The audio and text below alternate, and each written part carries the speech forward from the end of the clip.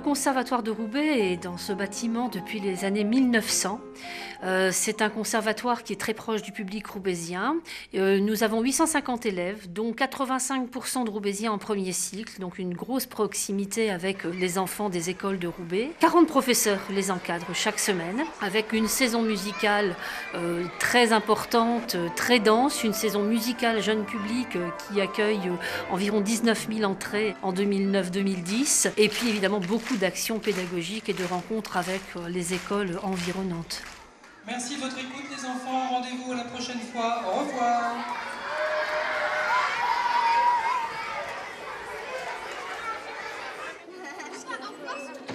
Les disciplines enseignées au conservatoire sont les disciplines dites classiques, instruments classiques. Donc les cordes, les bois, les cuivres, percussions, les claviers, harpe, guitare, orgue.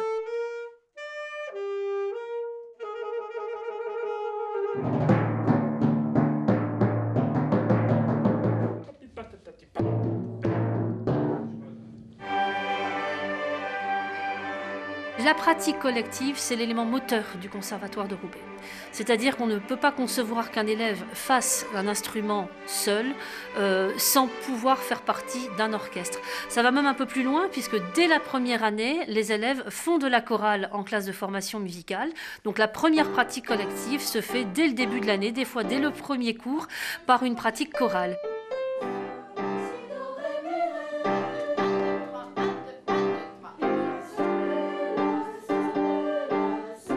Puis l'enfant commence l'instrument et dès qu'il le peut, il intègre un des 8 orchestres permanents du conservatoire.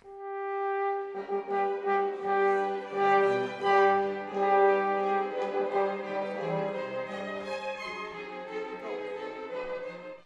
y va? T'es prête? Vous êtes accordés? T'es prête, Cécile? On y va. Allez, 1, 2, et...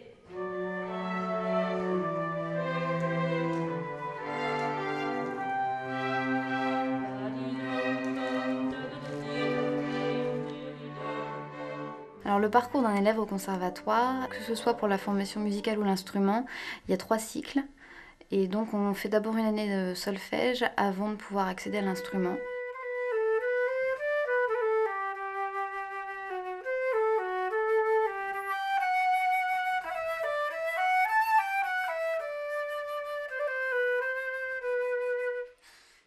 À partir du 3e cycle, moi j'ai choisi une visée professionnelle en fait.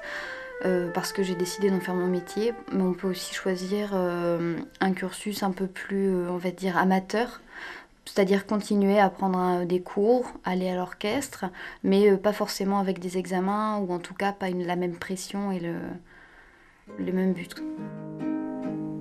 Quand j'avais 8 ans et que j'ai choisi la flûte traversière, je voulais également faire de la harpe. C'était soit l'un soit l'autre.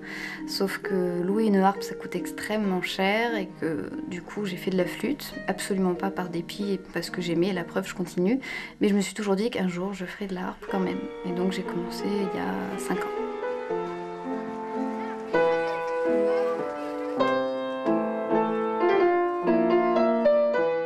L'enseignement du piano demande avant tout subtilité, délicatesse et virtuosité. Toute la musique de Chopin répond à cela. Envisager une carrière de pianiste, donc un début, donc une enfance de pianiste sans Chopin, non, la question ne se pose même pas.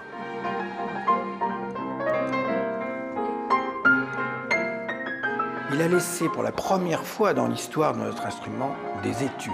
Dans ces 27 études, il fait le tour à la fois de la virtuosité, main gauche, main droite, double note, déplacement, octave, de l'amplitude, mais aussi de la délicatesse, de la polyphonie.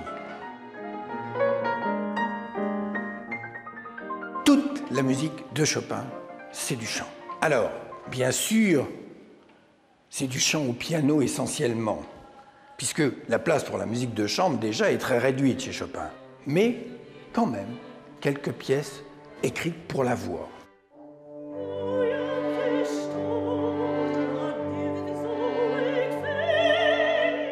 Toutes les mélodies sont inspirées par des historiettes polonaises, empreintes avant tout de l'aspect terroir de Chopin, c'est-à-dire le côté polonais de Chopin.